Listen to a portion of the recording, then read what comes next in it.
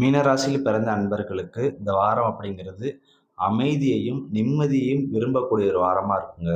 So இந்த வாரம் பார்த்தோம்னா உங்களால் பார்த்தோம்னா மற்றவர்கள் அதிகப்படியாக நன்மையக்கூடிய வாரமாக இருக்கும். ஸோ ஒரு சில நேரங்கள்லாம் பார்த்தோம்னா சுற்றி இருக்க நபர்கள் உங்களை ஏமாத்துறாங்கன்னு தெரிஞ்சுமே பார்த்தீங்க அப்படின்னா அதை நீங்கள் நினச்சிக்கிட்டு பார்த்தா ரைட் ஓகே அவங்களுடைய கேரக்டர் அவ்வளோதான்.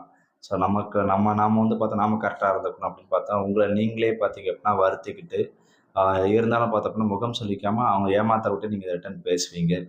ஸோ அந்த மாதிரியான சூழ்நிலைகள் அந்த வார காலகட்டங்கள் அதிகமாக நடக்கும்.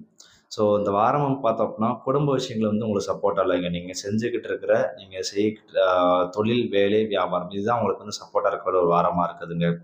ஸோ அதே மாதிரி பார்த்தோம்னா திருமண வாழ்க்கையும் சரி, திருமண வயசில் இருக்கவங்களுக்கு பார்த்தோம்னா இந்த காலகட்டங்கள் பார்த்தா திருமணம் வாய்ப்பு அப்படிங்கிறது கொஞ்சம் சுமாராக தான் இருக்குது.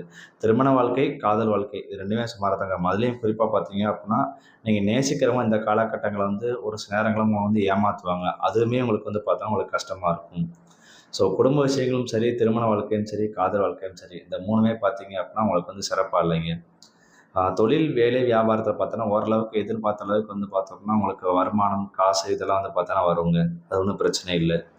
ஸோ இந்த வாரம் பார்த்தோம்னா வெளியில் எங்கேயாச்சும் கொஞ்சம் அமைதியான இடத்துக்கு, கொஞ்சம் எனக்கு நிம்மதி கொடுக்குற இடத்துக்கு போகலாமா அப்படிங்கிற மாதிரி உங்களுக்கு எண்ணம் உருவாக ஆரம்பிக்கும். அதே மாதிரி ஒரு ஒரு ஞானத்தை தேடி செல்லக்கூடிய ஒரு அமைப்பு அப்படிங்கிறது இருக்குங்க. ஸோ ஆன்மீக பயணம் போகிறது, அது மாதிரி பார்த்தீங்க அப்படின்னா ஆன்மீக புத்தகங்கள் ரிலேட்டடாக பார்த்தோம்னா அது ரிலேட்டடாக தெரிஞ்சுக்கணும்னு ஆசைப்படுறது. இந்த மாதிரி ஒரு துறவிக்கு பார்த்தோன்னா எந்த மாதிரியான மனப்பான்மை இருக்குதோ, ஸோ அந்த மாதிரியான ஒரு மனப்பான்மை அப்படிங்கிறது உங்களுக்கு இந்த வாரத்தில் கொஞ்சம் அதிகமாக வர ஆரம்பிச்சிருங்க. ஸோ இந்த வாரம் அப்படிங்கிறது பார்த்தோம் அப்படின்னா உங்களுக்கு ஒரு பக்கம் தெளிவு கிடைக்கக்கூடிய ஒரு வாரமாகவும் இருக்குதுங்க.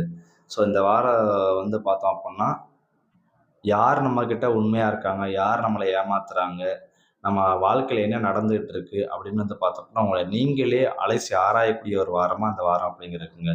இந்த வீடியோ உங்களுக்கு யூஸ்ஃபுல்லாக இருக்குது அப்படின்னா லைக் பண்ணுங்கள், மற்றவங்களுக்கும் ஷேர் பண்ணுங்கள்.